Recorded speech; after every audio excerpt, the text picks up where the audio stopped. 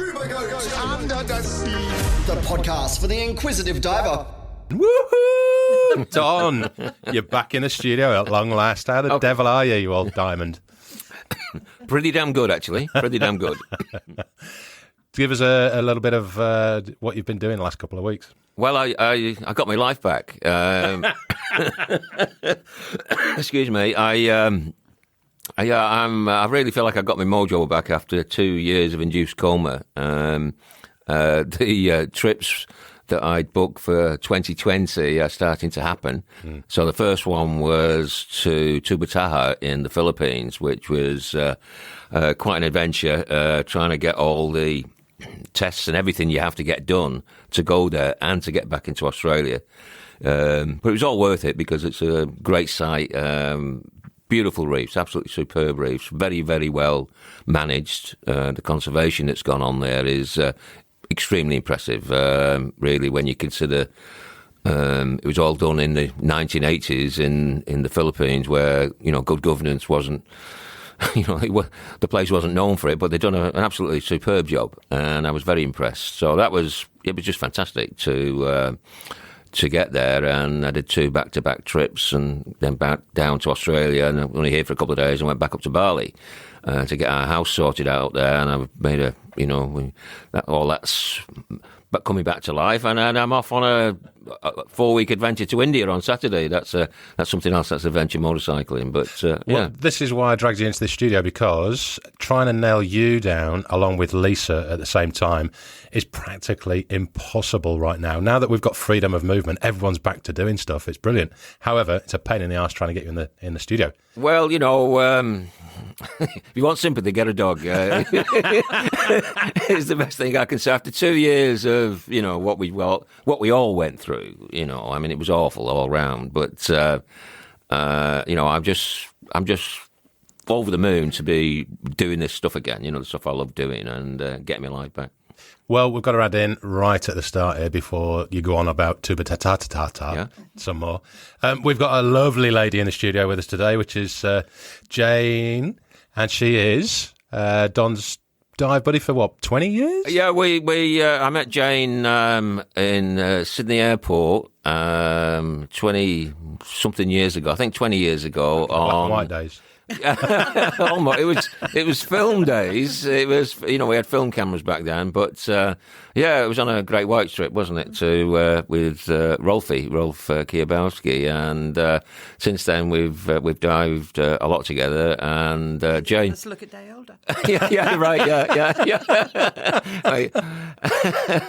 Yeah, well, I always looked rough. So, but the thing is, Jayne was great when I, came back to Sydney here during the pandemic. Jayne invited me out to her secret place, which is Chowder Bay, and maybe you can introduce yourself, Jayne, and talk a little bit about Chowder, because I know it's something that you're really passionate about. Yeah, well, I'm not as exotic as Don. I don't sort of travel the world as much as he does. I get away when I can, but my go-to is Chowder Bay, which is in Mossman in Sydney. And no matter, I might go there 3 or 4 times a week, and no matter how often you go there, how crap the viz is, how bad the water is, whatever, there's always something there to be seen. I could show Don things in Sydney that if you put some photos together, and I'm not blasting Lembeh, but if you put some photos of Chowder Bay together and then put some photos of Lembeh together, you got the same creatures. Yeah.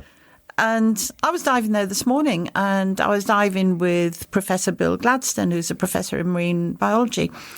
And I saw an octopus who, it was like he split himself in two. He was like a black and white minstrel, where they used to have one side of their face black, one side of their face white. Yeah. And his whole body just went black one side and white the other side. Is this the octopus that you visit on a regular basis? Yeah, this is, my octopus friend. Yeah. I need to explain that whenever we've done trips together, me and Joe, I always introduce her as the Lord Mayor of Chowder Bay. Because It's true. Yeah. Well, you do seem to dive there literally daily. 3 or 4 days a week, Yeah, not quite daily. And well, it's just a special place. It's years ago. But my husband's a shipping pilot. He was a shipping pilot in Sydney, and he'd give me a blast when he was taking a cruise ship out through the harbour, and there'd be people on there yahooing. You know, they all did the YMCA as they're going up the harbour, but not one of them knew what was underneath the harbour. Yeah. And what we've got in Sydney Harbour is amazing. It is. It's absolutely fantastic. And Chowder Bay, it's one of the places where I really, it makes me laugh at times because the amount of people fishing on the pier, on the jetty, and you're like, dudes, if you could see what's down here, you wouldn't even get out of bed. Exactly. If you feel like going up, well, I do sometimes, you know, the fish aren't here, they're over there. Yeah. And the last few days we've had a very, very friendly seal come in. I saw that, yeah. Didn't someone put a name to it on Sydney Viz or something? Cliffy, we called him, for Clifton Gardens. But Cliffy's been swimming along, pinching all the fishermen's bait off their lines. Shame. But he's a poser. And he did have a trace hanging out of his mouth the other day, but it's gone now. So he's still there and he's still fine. And this morning there was 3 huge stingrays that are constant visitors there. They're massive and they just hoover along the bottom, picking up all the fishing bait. So they're those convenient little chaps that just disturb all the silt when you're trying to take macro photography. Absolutely cause the biggest load of crap you could ever see. Yeah. And how long have you been diving there then? I learnt to dive originally in 1972. It was BSAC in Wales. And I didn't really finish the course because back then, you know, I was a lot younger and you carried the tanks for people basically to show that you could be fit enough to do it. And for 6 months, I think I carried tanks. I did about 3 dives. And when I came to Australia, I actually came surfing. We had a lot of surfing in Wales where I lived and I used to go surfing. But Australia, they hated female surfers back in 73. Okay. You know, if you were a female surfer in the water, you'd get abused and screamed at. But I saw these signs come diving and, oh, wow, you know, well, I've done that. I can go along. And I got talked into upgrading my BSAC to a paddy and swapped from surfing to diving. Yeah. So, when did you discover Chowder Bay? When did you first start to go there? Late 70s. Really? Have you seen a change over the years? Oh, God, yes. Has it got better or got worse? No, it's interesting because at one stage we used to dive more on the plunge side. There used to be a dive shop there called Plunge, so it's where Sims is. And we used to always dive that side. But now that side is such a mess, there's nothing there. Which side is that? Where the Navy pier is on that side. Yeah. Up on the top there, that's where it was Plunge, wasn't it? Yeah. And that was talking about carrying tanks. That was an exercise to get down, wasn't it? With all where we've got the restaurants and the cafes. Yeah, that's right. Yeah, but we actually did a walkathon there, 6 of us. I was conned into it. I'd come back from the UK and I can't remember who it was that rang me, whether it was Dave Verasti or what was his name? Oh, somebody else rang me anyway.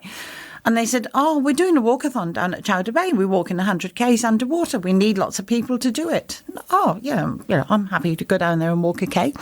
So signed up for it and yes, off I went. Oh, you need to come and practice. Oh, right, okay. I came down. Then I found out it was 6 of us. So we did this underwater, we got in the Guinness Book of Records, underwater 100K walk for charity. And we did it at Chowder Bay. We started on 3 weeks.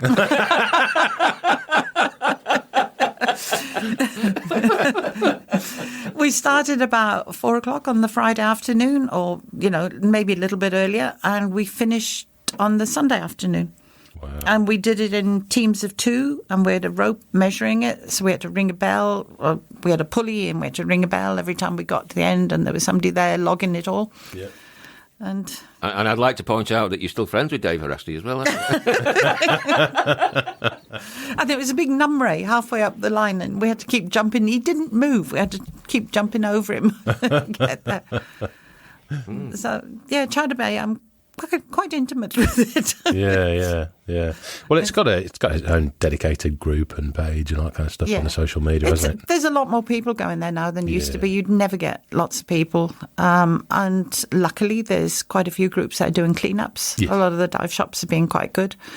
You just got to explain to them, don't take everything, because creatures do live in rubbish. Mm-hmm. But, yeah, it was my saving grace through COVID.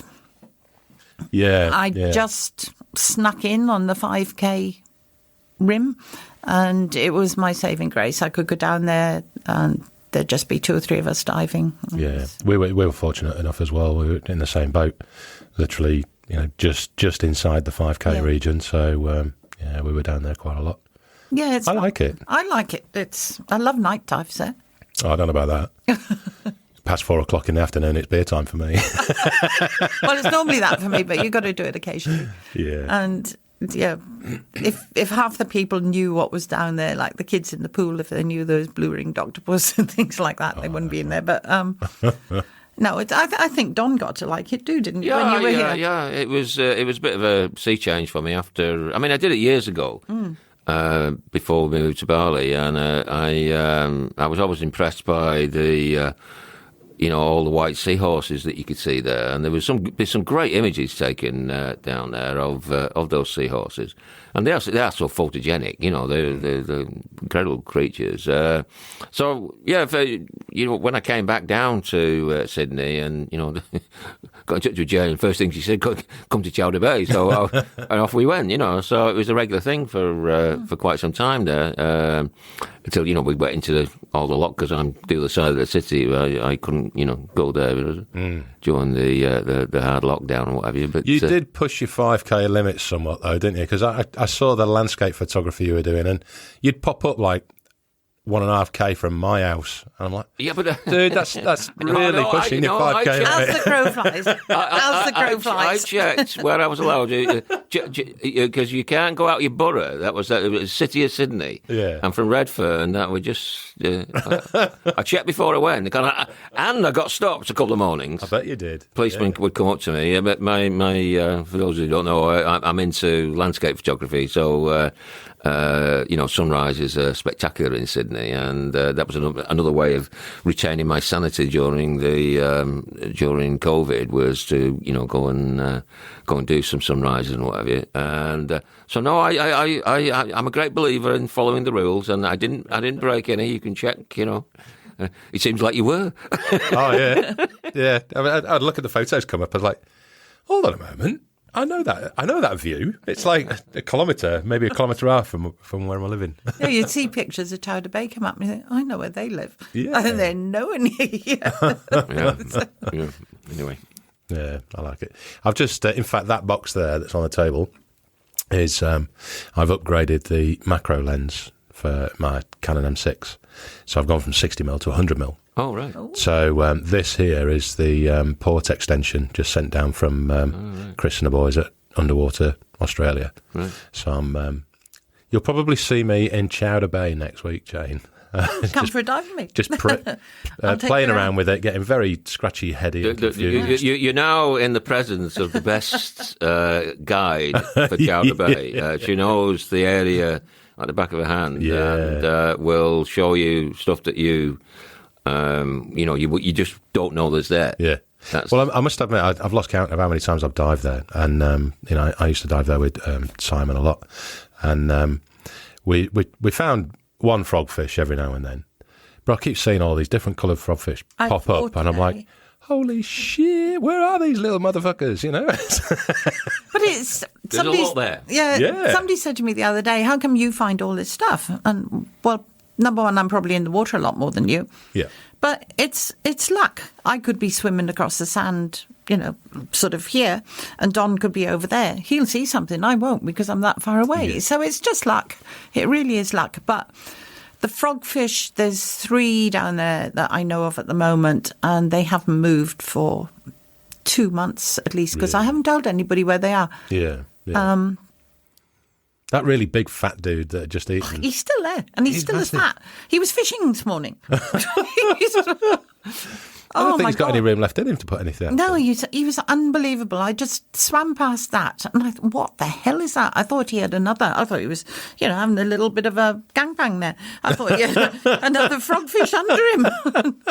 Then I saw, shit, he's been eating. That's, he's just huge. Yeah. And just thinking on, was it Bill? I don't know. Was it Bill who got the the video shots of frogfish eating?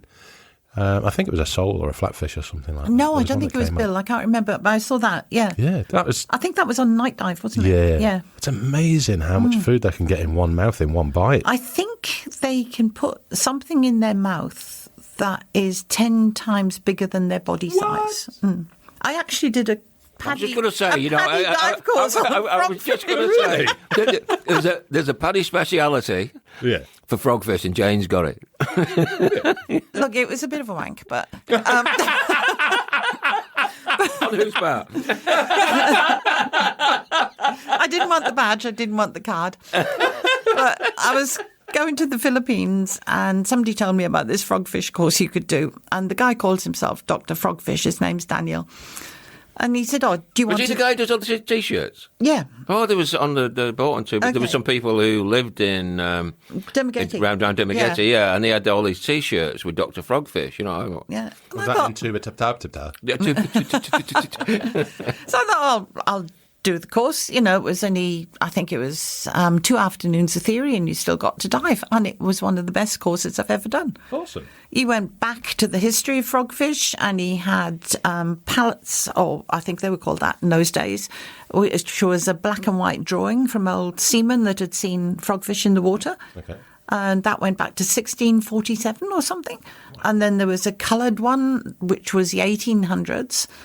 And then he taught us all the different types of frogfish, their behaviour, how to find them, why they yawn, their breeding habits, how different ones have different ways of giving birth, laying eggs. Do you remember all this then?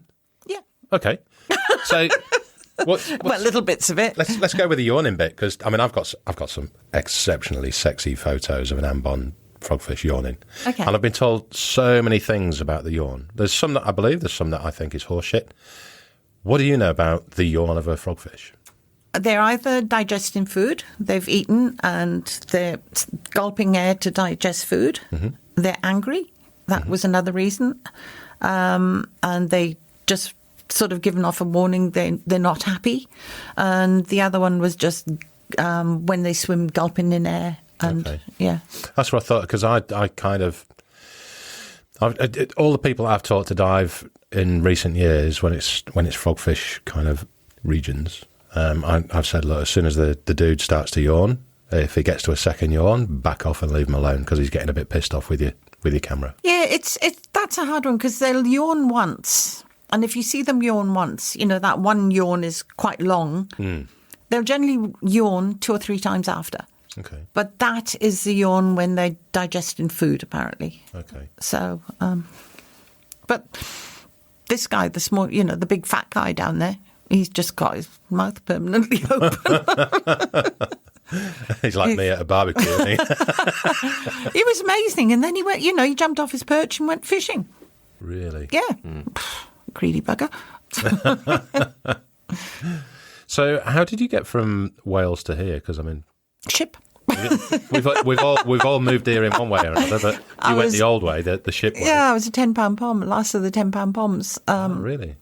Pretty well bullshitted my way into the passage. A girlfriend and I went to where I come from. The closest city is Swansea, and they were doing a documentary on, showing on Australia and immigration. And we had some friends out here that were surfing. So we went along to see, and we both laughed and we're leaving because, that's crazy. It's not like that. And somebody by the door said, you leaving, you're not interested. And look at those men, long white socks and shorts to go to work. They look stupid. And he said, oh, no, it isn't like that. It's an old video. You interested in going? And we both said, oh, yeah. We didn't have enough money to get back to Europe. Yeah, sure. And it was 10 quid? 10 quid. And we had to fill in forms, and we sent forms off to London. Then we had to do an interview. And then I got a telegram to say, Bloody hell. I was sailing. Was it delivered on horseback? I was sailing on March the 1st, which was St David's Day, Quite apt. on the Elenites. So And what year was that? 73. Bloody hell. I was still in the womb. I bloody hate it. I bet you do too. You're filling in your forms in dive shops and the instructor's looking at you. Oh, I wasn't born then. Yeah. Oh, mate, look, I get it now, even, and I'm vastly younger than you two, clearly, with my stunning good looks. But, yeah, you get the sideways look and it's like, oh, God, we've got another old bugger on board. And Well, that's what I get now. I go on dive boats and let's help the poor old lady. Yeah, and then you get in the water and they're humbled very quickly. Oh, you sure you want to do this dive? You did one this morning. So do you, you said that you don't travel that much, but I do. Do you get away? I used to travel a lot. I worked in travel for a long time and I used to travel a lot. But during COVID, well, we went down to South Australia, didn't we? We did a lot of You went on the Rodney Fox? No, but we also did like Edithburgh, and we did Whyalla, and what was the other one? We Tumby Bay, and so we both like Kane's South Australian divers. We like that. What's the Tumby Bay one? It's a jetty, basically. Jetty. Yeah. Is that one for the leafy sea dragons? Yeah, you can get them there. You get them there, yeah. But I wasn't that impressed with it. 3/4 of an hour drive from Rodney Fox's boat. So if you've got a day, and you're not going to Edithburgh or anywhere else, there's a possibility you'll see them there. Gotcha. I have seen them there on numerous occasions, but it's not the prettiest of the jetties down there. Yeah. It's just quite convenient. I think it's on my radar for next year. I'm going down there 12th of June. Oh, yeah? Yeah, going to do the cuttlefish and then going across to Edithburgh. Yeah. Well, I'd love to come with you, but I'm going to Indonesia. Oh. Yeah. Hey, where are you going? Well, I'm visiting your homeland in Bali. Oh, yeah. That's right, yeah. And then across to Nusa Penida. Yeah. I'm going to go and have a look at a dive shop over there. Oh, really? With a view to possibly purchasing it. Oh. And then there's a secondary option, which is up in Ahmed. So I'm going to go and have a look at that one as well. Two great places. Yeah. So it's the first proper holiday that me and the missus have had for, well, obviously 2.5 years. So kind of looking forward to getting some warmer weather and some nice flowing currents and a bit of activity. I've just come back from Fiji, from the bull sharks. Oh, really? Yeah. How did that go? In fact, whereabouts in Fiji? Pacific Harbour. Benga Adventure Divers. Do you see tiger sharks as well? They don't, they run quite differently. They set up Shark Reef Marine Reserve, and Mike runs a very different operation to the others. They concentrate mostly on the bull sharks. The bait is taken out there before the boat goes out in the morning, and you get other sharks there, but occasionally you'll get a tiger. Where if you go across the island, that's where you get the tiger sharks. Okay. So it's, two different experiences, basically. How long were you there for? 2 weeks. Nice. And just shark diving, or do you? No, I went on a boat. Oh, okay. Which one? It was the. Is it worth shouting about, or should we just no? Sack it off. You were on a little tin cup. No, it was a cruise boat more than anything. It was the Reef Encounter, I think it was called, Captain Cook Cruises. So it's not a dedicated dive vessel. Okay. It was for people that have got families and maybe dad wants to dive or mum wants to dive. So it's like a floating hotel. Yeah, but we did go up around Taveuni and the northern areas, which was lovely. Yeah. So it just wasn't not a dedicated dive boat. Yeah. So, well, it's diving and it's away. It's a little bit of a vacation. It was pleasant to be away. Pleasant to have warm water. Oh, yeah. I'd like to say we're going to get warm water in Indo, but I doubt it. It's going to be slightly warmer. In fact, it's going to be a lot warmer than here, isn't it? Was it this morning? 16? This morning was 18. 18? It's dropped a bit. Dropped. Yeah, robbed as well. We're robbed of the warm water. Yeah. And you're doing your cycle trip on Saturday, aren't you? How long's that one? That's so it's 4 weeks in India in total, 3 weeks of riding motorcycles. So it's up in go to Ladakh and then into the Spiti Valley, and then we go into this remote valley called Azanskar. You can only get in there like 2 months of the year, and riding into there. I've been warned, don't expect any luxuries. It's very basic, but it's spectacular. Yeah. Are you taking your butler with you? No. And then the fourth week is we're going to Srinagar. We've got a houseboat to go on the lake there, which should be interesting. And then I'm back down here. Then I'm going down to South Australia. We're going to do the end of the cuttlefish season, and then we're going to do Port Hughes. That's Jetty. lovely, isn't it? Yeah, What's that one then? So that's on the Spencer Gulf, about halfway down, and I dived there. Was it last year? It's a really nice jetty. It's not as good as it's not as good as Edithburgh. You don't get the leafies there. No, Okay. but there's some really nice stuff on the pillars and all the rest of it. Lots of lovely macro there. Yeah. Nudibranchs and... So we're going to do like about 4 days at Whyalla and then 3 days at Port Hughes, and then I'm going back up to Bali. I'm going over to Pineda for a friend of mine's coming in from France, and I've known her for years, and we've dived various places in Indonesia together, and also Timor-Leste, and she's coming in, and we're going to have about 4 days in Pineda. Have you organised who you're diving with yet? Not yet. We've booked accommodation, but the probably Mambo is who we're looking at. But you really need to establish. You need to be known there to be able to get on the best sites.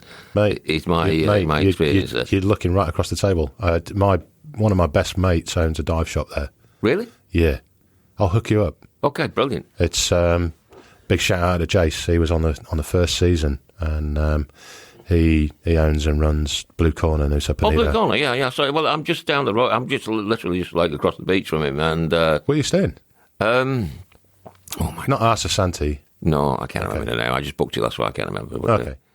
No, but yeah, I'll hook you up with Jace. Do we premiere? Yeah. Yeah. But he'll sort you out with the diving. He's exceptionally good fun. And brilliant. Okay. Nick and Suna, the dive pros that work for him, we used to work together in Thailand. Right. You'll have a great time with those you're guys. on. They're lovely. You're on. Okay, Yeah. brilliant. You'll fit in like you're at home. Fit like a glove. Yeah, Okay, that's good. a white glove. Yeah. Then I get back from there, and then I'm going to Mexico for the crocodiles. I did it about 3 years ago, but I want to go back and get some specific images. And then I'm going down to Argentina for the southern right whales. Bloody hell. You were. That one's the one that's been delayed for so long. Yeah, but both those trips were from 2020. So this is on the Valdez Peninsula in Patagonia, and Is that when the orcas come up on the beach? no, that's further south. This is Right. this is like it's kind of like it's a bit like Harvey Bay is for the humpbacks or whatever. It's like a sheltered area where the southern rights come in with many females and with the calves, and apparently they're really easy to approach. They come into you, and so yeah, we'll see. But it's obviously a bit chilly. And Mick Vallis has been there. Oh, really? And done it. Yeah. Yeah. Who are you diving with in Mexico? Who's doing the crocodiles? That's Shellac Dive Centre is who it's run through. So they organise the logistics to get you out there, and you stay on the fishermen's huts, the prafalitos as they call, which is like basic. Yeah. Basic. They're like little fishing huts, aren't they? They're like a hut on stilts, and the only water is what they get, rainwater. Yeah. And basic. You sleep in hammocks, so you 2 nights out there. Yeah. And by the time you come back, you feel like a paperclip. It's just like you're a pretzel or something, because you don't sleep very well. And but it's pretty exciting stuff. Getting in, first time in the water with the crocodiles is like nerve-wracking. And it's scarier than sharks, isn't it? yeah, very much so. I did it in crocodiles. Cuba. Yeah. Really? Yeah. I must admit, I would love to do it just for the photography element. Yeah. But I do have that anticipation. And like when you dive with sharks, you can kind of read what they're going to do. Yeah. With a crocodile, No, it's there's a plank of wood. Yeah. There's with nothing. fucking big teeth. Yeah. You don't know when it's going to move. It's this intense kinetic energy on a coil spring. Yeah. You don't know when the springs are going to go. Yeah. So you just don't know. And I didn't know this at the time. It was only after my first trip there. Then I did some articles on it, and I read up about the American crocodile. That's what they are, American crocodiles, which are a saltwater crocodile. But they will attack on the land. But the apparent, there's almost none recorded incidents of attacking in the water. Really? Yeah, but you wonder if you've met the one who didn't get the memo. Yeah. Yeah. Yeah, but there's just no sign. Yeah. They look at they come in and they're just completely immobile, but They move fast too. but there's this intense kinetic energy there that's just waiting to explode. They're And designed to do it, aren't they? yeah, it's scary. First time I got in the water, I was really scared. Not knowing what to expect, and anyway, so that's Mexico, and I go from there straight down to Buenos Aires and out to Puerto something or other, I can't remember the name, on the Valdez, for the southern rights. Okay. What? When's that? What month is that? August Next year. this year. This year. Yeah. Okay. So that's I do Bonita and then come back down, and I got about a week in Australia. Yeah. And then go to the US. And what's Mrs. Don doing? Is she staying here, or are you going to No, she's move up back to in Bali? Bali at the moment. Back to Bali. So we're trying to get her KETAP, a residence visa. She had one, and because of COVID, it all expired. So we have to go through all the rigmarole of reapplying, and it's just painful what you have to do. And but anyway, it's progressing, and so hopefully in the next month or so she'll get a residence visa, which makes it all easier going in and out. Otherwise you're on the 30-day visa thing, visa on arrival, and you can extend that once. Yeah. But then you got to go out. Yeah. Which is a pain. And Do they not do in Indo? Do they not do the retirement visa the same as Thailand? Like yeah, they do. 50 plus? Yeah, but I just didn't want to say it.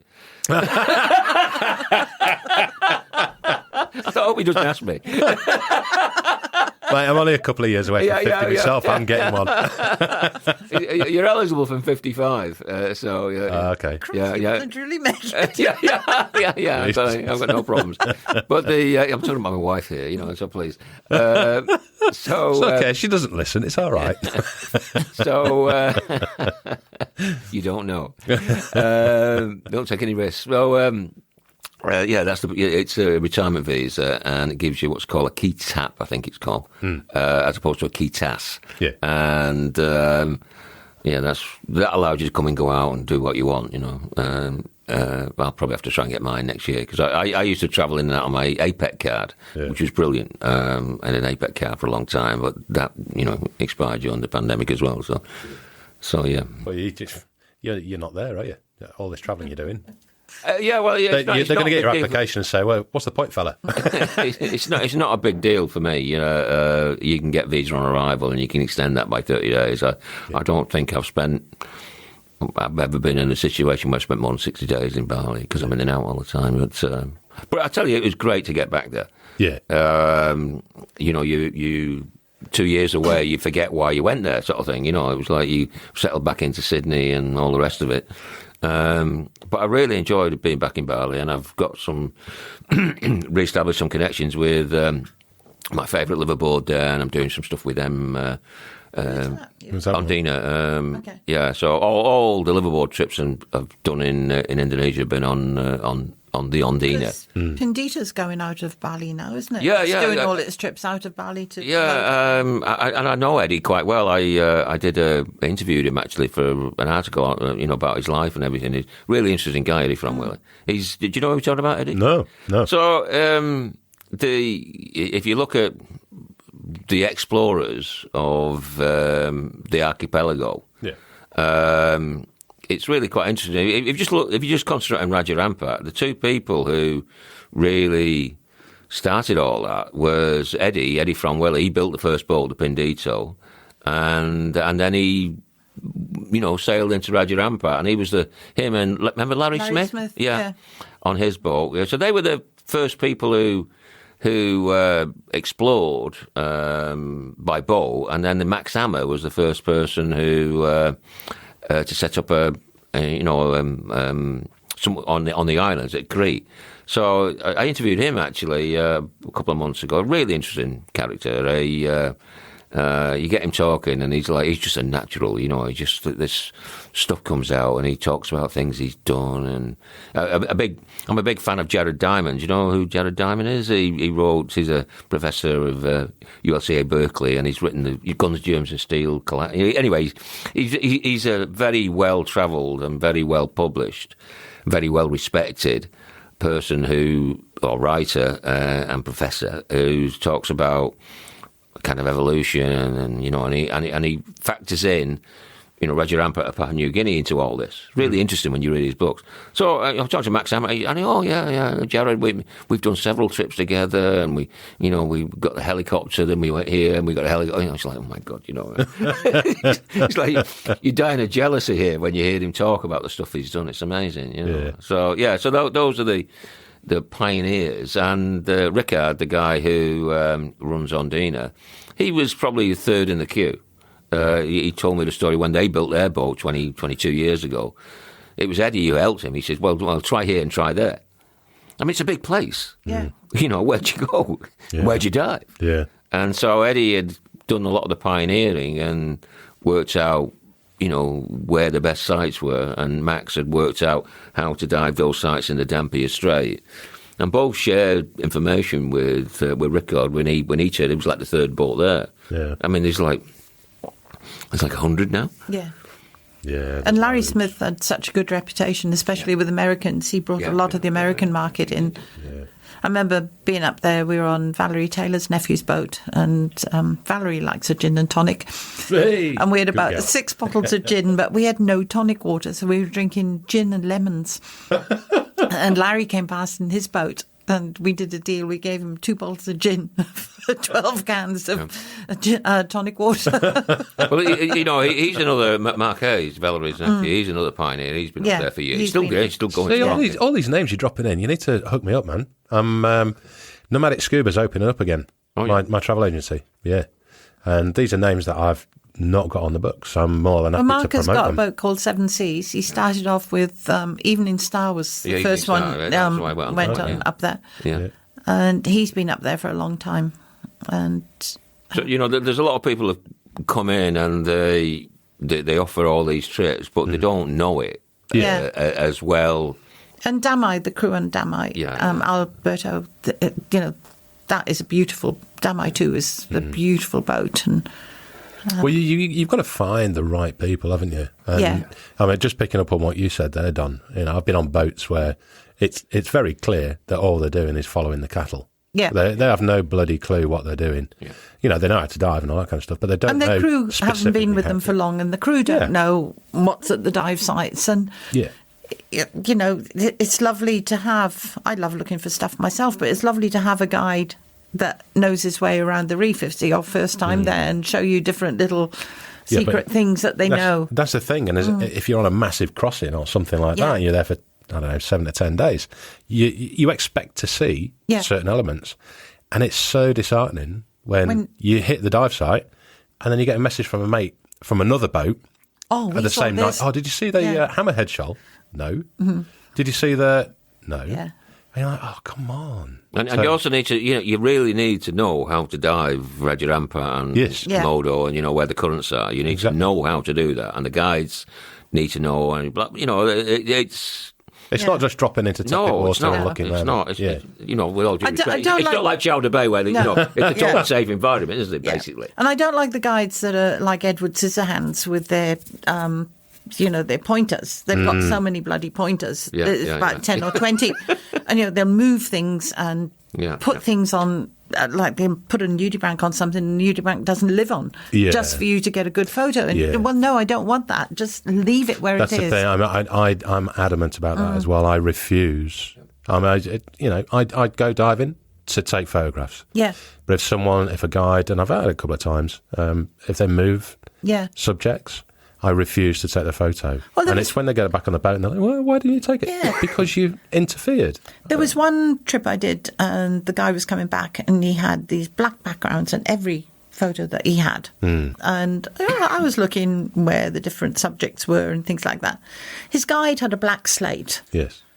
And was putting everything on the black slate for him. Instead of learning how to take a photograph with the black background, just putting everything on this slate for him and doing it. Oh, it was really angry. Yeah, I've seen people use black slates, and I've used them myself as well. But I don't put subjects on the slate. If you can imagine some soft corals with some really bright light behind it, I will generally put a slate in the background just to assist with getting a cleaner background. But as for moving subjects, for me, it's a hard, fast no.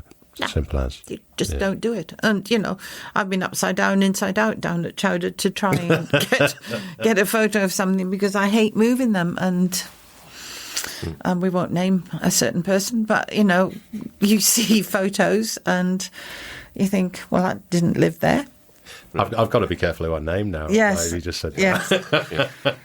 And I've judged photo competitions and, if people get into the finals, you ask for the raw image. And when you see the image and you look at what they sent in, you think, what?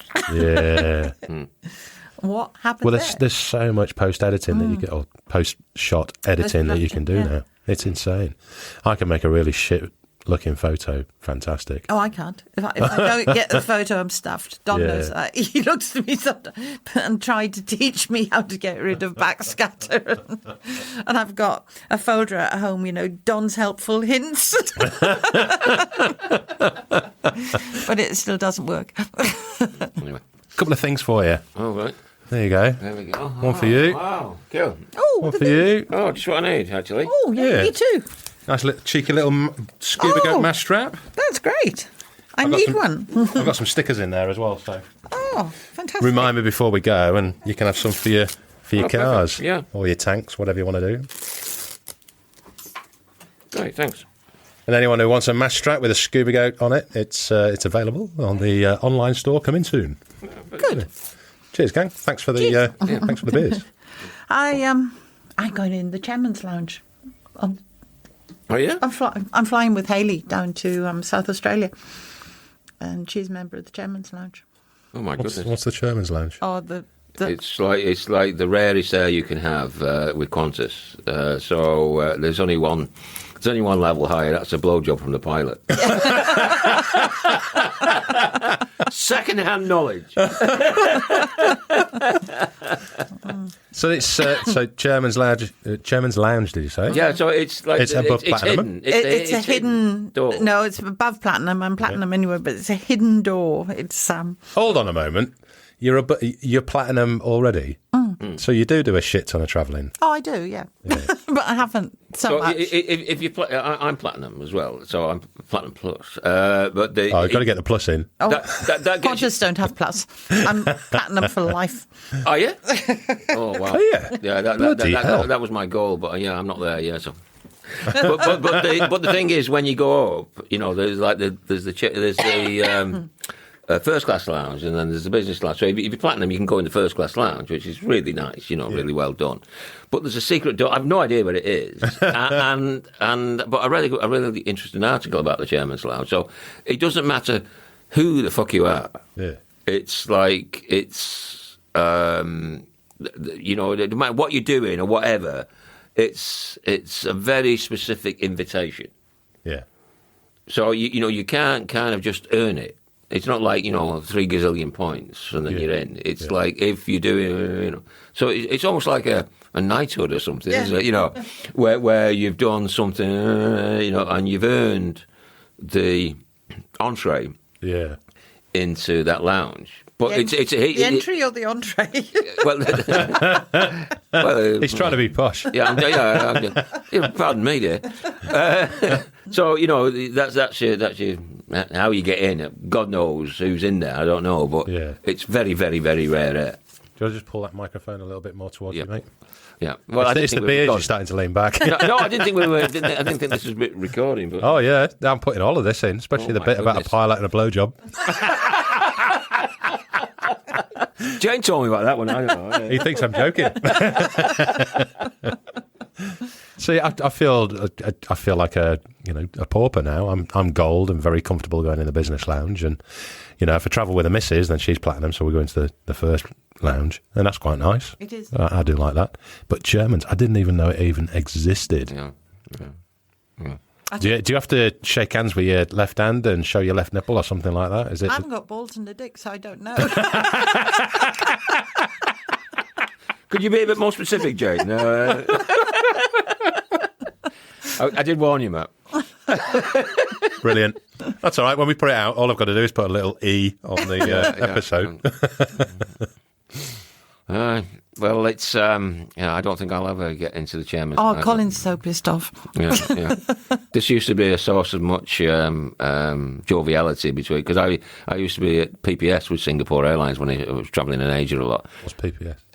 Privileged person. So anyway, it's the highest level. Posh person service. Yeah, I don't know. But it's very nice. You get into the first class lounge in Singapore and whatever, and they really make a big fuss of you. Yeah. To the point where it's my wife's favourite thing in the world to go in business class in Singapore Airlines. Like, so we get in there, all I can hear is just happiness, just happiness radiating out from the seat next to me. I don't have to say a word, and everything's just like she's there in a happy place. Like, but the steward will come back, and it happened to me first time it happened to me. I fell for it. The steward come back. He says, "Mr. Silcock, yes. Weren't you on the Shanghai flight 2 weeks ago?" Well, it was actually, yeah. I thought it was you, And he wasn't. They've got the records of your flight. Yeah. Right? But they do it, particularly if you're travelling with your wife or your girlfriend. I don't know, But, if you're travelling with your partner sort of thing, they come back and make this big fuss of you. Based on your last flight. Of course, you can't remember who it was. But it works to treat, you're sort of like levitating in your seat, oh yeah, that was me, But it's bullshit, really. Yeah. It's just a way of apple polishing. But it's very nice the first time it happens. Second time, you think, no, I'm not falling for this one again. Yeah. No, there's a few years ago. Before COVID, clearly, I dragged the missus into cattle class, where I'm more than happy, as long as I've got a bit of leg room. And same thing happened there. The head steward came across and welcomed her on board, and thank you for flying with Qantas, all that kind of stuff. We'd like a bit of champagne, etc., because she's platinum. Yeah, so it's nice. It works. Yeah. I upgraded Colin as a surprise back to South Africa and back from South Africa. So I had pilot points, and from business to first, it's not that many points. So I thought I'd do a nice surprise, and I upgraded us to first. And when we got on, welcome back, Captain Kesterman and Miss Jenkins. Brilliant. Yeah, sure. Well, I've got my points from prior to COVID, and I've got to go back to the UK in July because my old man, he's having a major knee surgery and he lives on his own. So I'm going to go back and play nurse and beat him up a bit. Where's home in the UK? Well, I was born just north of Liverpool. Okay. So you're not far from... Yeah. But my dad is originally from Kent, so he lives in Kent now. So I need to go back for a few weeks and look after him and help him out. And it's a long flight to the UK from here, so I kind of looked at the points and I can upgrade to business on the points, yeah. But then we've got the Galapagos trip next year, and it's an even longer flight. That's a long way. That's a long, long way. So I think I'm going to torture myself to the UK and just put up with the rigor mortis and the arsehole in front that doubles their seat back kind of thing, and save it up for the Galapagos trip, because that's a long way. It's a long way. Yeah. Which way are you going? We'll probably go via Dallas, Florida, Dallas, something like that.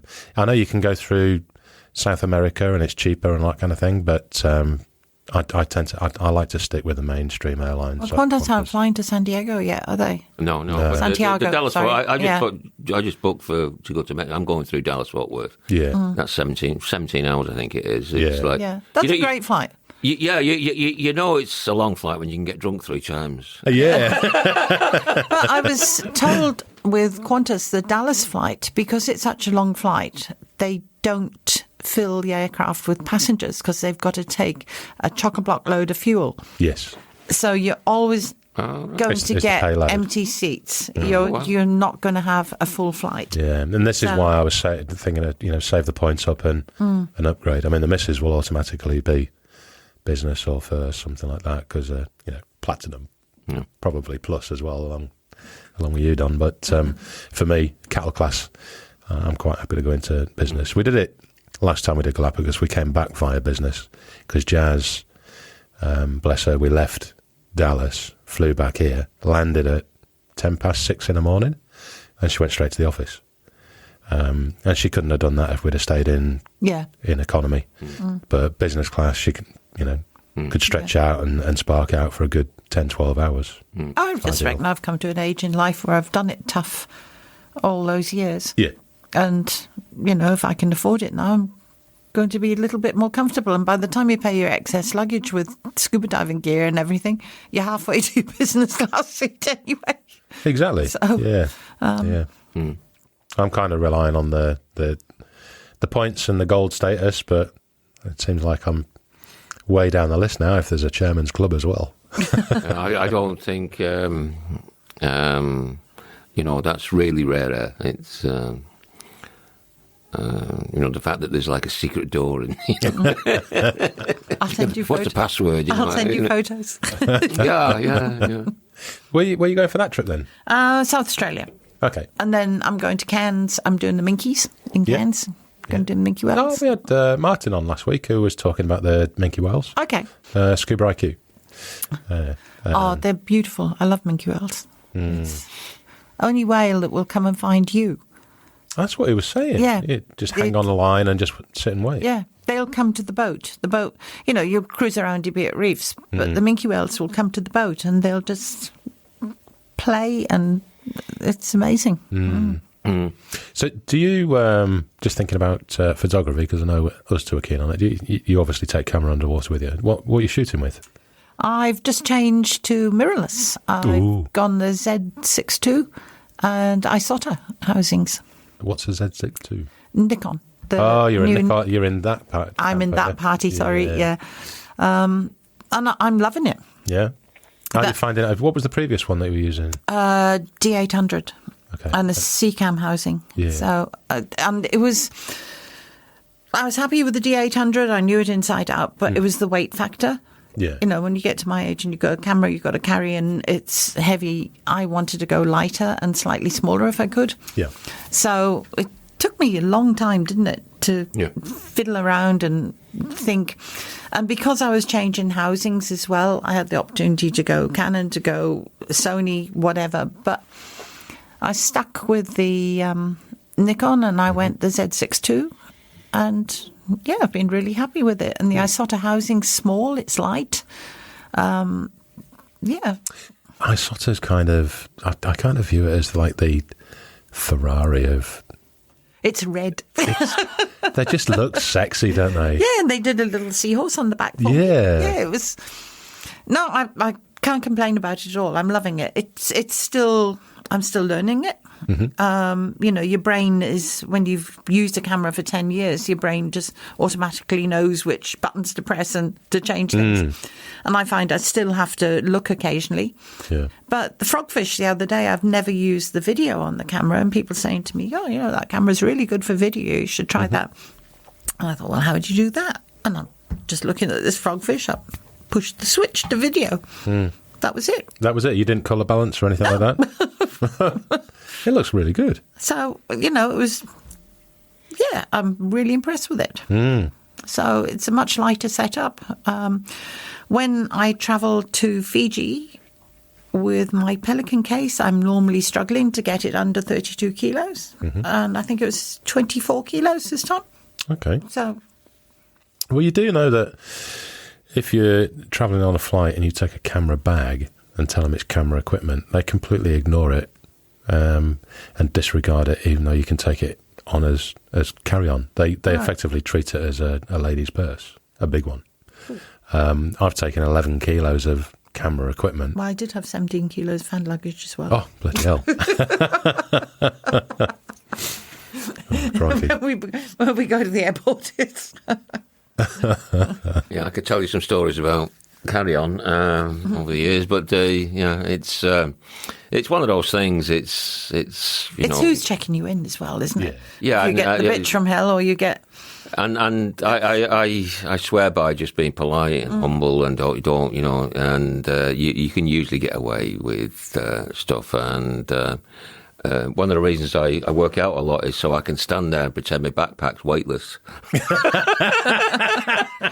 If I fell over, I couldn't get up. Sometimes my carry-on sometimes is 25 kilo. Yeah. With everything I've got, and so I always keep my backpack on my back and stand there as if it's weightless, and invisible. Yeah. And then I've got like another small roll-on with my housing and whatever, some reports and. It's all very well doing that, though, but when you go to have to lift it into your overhead locker, it's a pain. Holy! Especially at Don's, right? Because you've got to take a step ladder to get up to it. That's why the 25 kilo, 2 kilos a step ladder. But it's just part of the thing, I mean, all the stuff I take with me. But if you go into these places and you're taking photographs. It's just the way it is, Yeah. I'm so looking forward to Indo, and like I say, you can pop down to Mossman and do the macro bit, but I've not. Excuse me. Apart from the quick trip to Thailand, I've not had much chance to play around with my camera underwater. And I've gone mirrorless, the same as you, right. the Canon, and same reasons. I had a Canon compact beforehand, the G7X Mark II, and.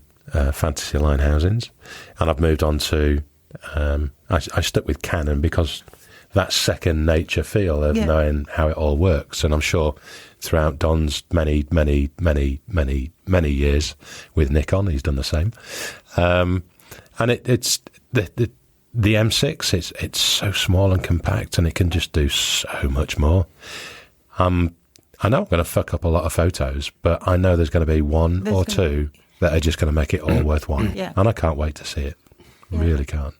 Well, I've just got to jump in here and tell you about. I'm going to tell you about the because it all came together for me in the Philippines. Prior to COVID, I was forced to house my D850 because previous to that, I had been using a D500 underwater, but the housing, I just abused. It was falling to pieces. I had to go in for a full service with Nordicam, which, takes about 3 months. It comes back like a new housing, but, it has to go all the way back to Shenzhen, I think, is where their factory is, and to be effectively completely refurbished. Yeah. Fantastic job, brand new when it comes back, but you're without it for 3 months. So I already had the D850, and so it was like, well, I've got these trips booked, and... So I bought a housing for the D850, and I've got the wide-angle conversion port, which you probably don't know what it is, but it's like a special port, huge thing. It weighs about 3 kilos, but it's optical glass port. And I got that just before the pandemic, and I used it on one trip, but I was still getting my head around it. I've used it a bit here in Australia, but not on an intensive thing like you do where you're on a liverboard and you're diving, 4 dives a day and all the rest of it. So I had that, and then I've got these Italian straws, one underwater straws, which I bought a few years ago, but I sent back to Italy in November last year to get the firmware upgraded so they do high-speed sync. Okay. Which is absolutely phenomenal. I'm so excited about the results I've had because it means you can sync. You wouldn't use it underwater, but you can sync up to 1/8,000th of a second. The normal limitation is 1/250th. Yeah. I think the Z6 is 1/200th. 1/200th. Yeah. Right. So I found the combination of the wide angle conversion port with the D850, the image quality, the pixel quality was astounding, and the ability to, dial in high shutter speeds and get dramatic dark blue backgrounds, and the strobes will still punch through and light the foreground was some of the best images I've ever taken with this. I was just... Was this the bad boy that you were using down in SA when you were on the Rodney Fox? No. You wouldn't. The wide-angle conversion port is about $5,000. Yeah. So the thing is, you're going to get it dinged in the cage. Yeah. So you just wouldn't take it in the. I wouldn't take it in the cage. It's going to get dinged, the glass, and so no. So this was the first full-on liveaboard trip where I was diving four dives a day for 2 trips, and really got into this combination. It's a killer combination. I'm just astounded with the quality of the best I've ever done. Really? Yeah, that's something too, isn't it? It's. I was just astounded with the results. You use iClite, do you? I do. Yeah. Yes. Yeah, it's the thing with the M6, the Canon M6 Mark II. Is that it's very limited on what is available to take it underwater, and iClite was the one that stood out. Yeah, and I chatted back and forth with Chris up in Digital Diver. Cairns, Diver Chris underwater. Digital Diver in Cairns. Yeah, he's a great guy. He's great, and he's fantastic. So clued up with what you need. It was just a no-brainer. So, and the housing doesn't take the image. It's exactly. It protects the I say camera, to people, they say to me, "Oh, what housing? I've got a limited budget." Well, your housing doesn't take your image, so spend more on your camera and your lenses. And iClite have been around for years and years and years. And years ago, I was the ambassador for Olympus cameras, and it was when they first brought out. Remember the dog camera and things like that. When they first brought out, and they gave me, it was their SLR, an E3, and they gave me an Olympus housing that went with it, but never had all the bits that you could go underwater and take a decent photo. There's always something missing, and I actually bought an iClite housing for it. Yeah. Until I got caught down at Shelley Beach one day with, I was coming out of the water and the head of Olympus was in Australia and walking down. Oh, Jayne. Oh, hello. iClite have just made a housing for your camera, so I'm just trying it out. But I needed the images to give them, but I couldn't use their housing. So, I remember that. But Olympus have come ahead in leaps and bounds too. They're amazing. You look at some of the photos that are coming through now, especially on the macro front with the TG6. I still swear their lenses are the best glass lenses I have. It's amazing. Looking, how many years ago was I the Olympus ambassador? Well, 15 years ago. Yeah, at least 15 years. And I look back at macro photos now, and my God, they are so sharp. And it's just amazing. Yeah. And I think then you were lucky if you got 12 megapixels from a camera. Yeah. It was, that was huge if you got 12 megapixels. I was chatting with, you might have seen him on Viz a few times, Salvo, chatting with him, I think it was last week before, and he's just moved on. He's now gone up to DSLR from the TG6. Right. I'm like, dude, you're going to have a big shock. Yeah. Because going from a TG6 to a DSLR, it's going to be... It's like a huge step down for at least the first 6 months, because that TG6 is just exceptionally good. It's brilliant, yeah. And he's won photographic competitions all over the world with that thing. It's a phenomenal piece of kit. I've still got my original Nikonos 2. Really? I've got the Calypso. I've got a 2, 3, a 4. I hated the 4. I've got a 5. And so have you got variations as well? So you've got macro lenses and wide angle? Yeah, and with the Z camera, when that came out, they brought a range of Z lenses, which are beautiful lenses, but the lenses are lighter too. Okay. So you've got a Z camera for topside. Well, when you're not using your multi-million-dollar ones, but... What, the 100,000 million megapixel camera? Yeah. And they're just great little cameras, aren't they? They're terrific. I've got 2 setups for landscape. I've got the Fujifilm GFX medium format, which is a lot of pixels, and over 100, isn't it? Yeah, the 100S is 100. But the thing is, if you do image stacking, you end up with like files that are like 10 gigabytes. Yeah. By the time you go through Photoshop and put layers and all, it's like unbelievable. Yeah. Unbelievable. But I also use, I've got a Z6 and a Z7, which is what I'm taking to India. And there's the top of the range zooms, which are 2.8, which are really good. I've got them, but they're too big to travel with on a motorbike. Yeah. So there's the f4 zooms, which is one you're talking about, and those are the ones I'm taking to India because they're smaller and lighter and about 85 to 90% of the capability of the really top line lenses. But it's good enough. Yeah. Especially when you're restricted on weight. So the cameras, the basic thing these days is the camera's not the issue, it's you. Yeah. Yes. It's the user. You can't blame the camera. Nothing these days. pisses me off more than somebody says, "Oh, your camera takes good photos, doesn't it?" Yeah. Well, actually, there is somebody behind it pressing the button.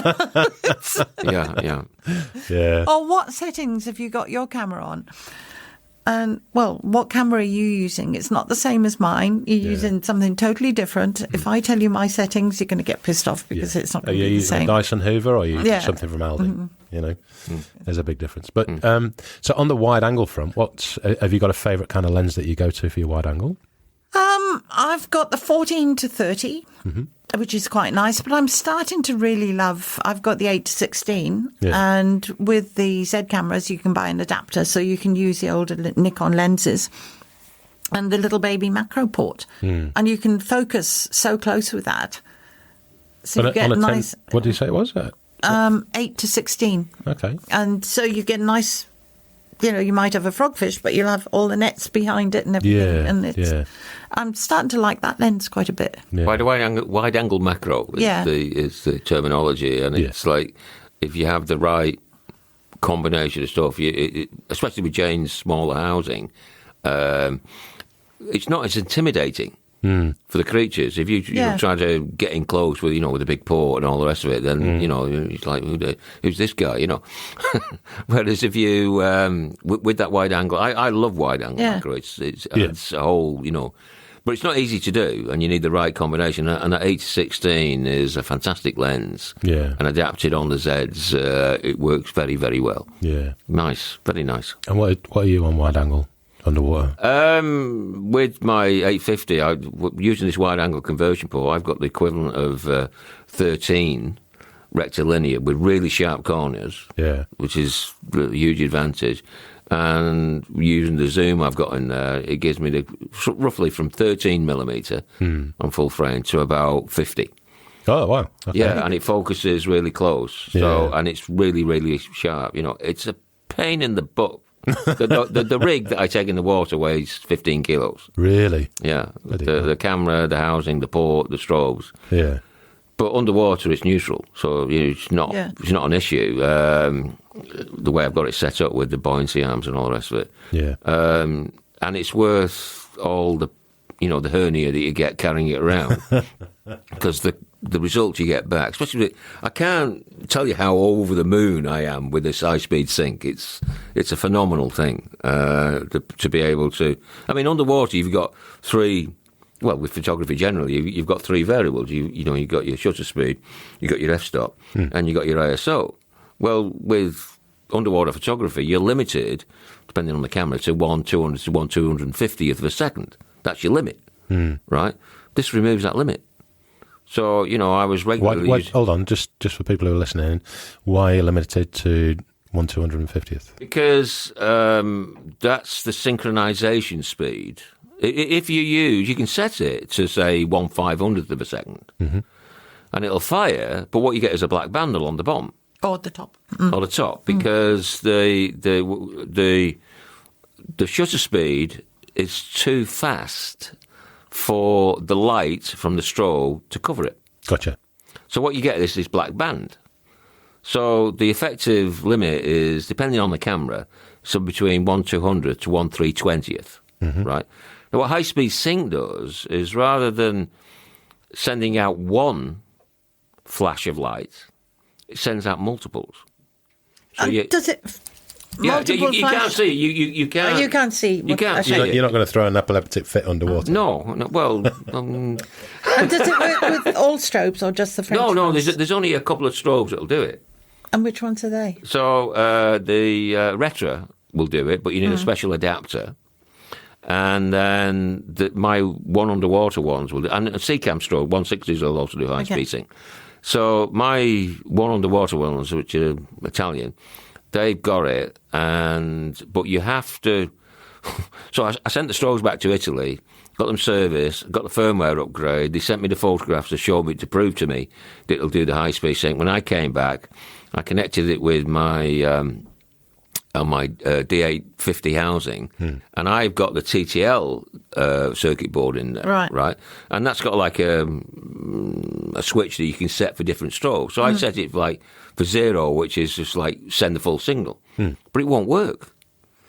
So, cut a long story short, I had to get a special circuit board made that just passes through the signal, and so it sends the signal from the Nikon camera unfiltered to the strobes, and the strobes know it's an unfiltered signal, and therefore what comes through on that signal, if you set it to FP, focal plane shutter, it's got a special setting in flash, that tells the strobe to switch to this, so what it does is, like, if you set it for the 1/800th of a second, it will send out, it's not visible to the naked eye, but it'll send out multiple small flashes. Yeah. In milliseconds, microseconds, right? That fill in as the shutter's there, right? Yeah, so you don't get the black band. Yeah. What this allows you to do then, so my settings that I learned to use in Tuba Taha was, you need about f11 to get the sharp corners, right, with this wide angle conversion port, right? That's the minimum you need to go. You can go a bit lower, but you start to lose the really... It gets a bit soft. It gets a bit soft in the corners, whereas F11, it's slow mo. It's unbelievably sharp all the way across, right? Yeah. So that's kind of set. With the D850, you can go up to easily ISO 1000 without getting any major noise, right? Really? Yeah. Oh, because of the... No, because of the quality of the sensor. Yeah. Right? And you can dial in a shutter speed. So the shutter speed is what controls the background. The f-stop and the power of the strobes is like kind of what controls the foreground. So there's enough power in these strobes, although it drains the batteries quite quickly. Okay. So you can.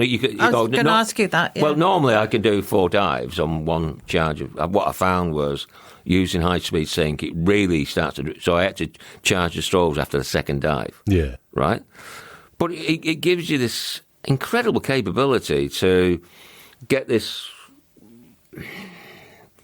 superb background, which is a function of the shutter speed, that you can't do it any other way. Yeah, you can't do it in any other way.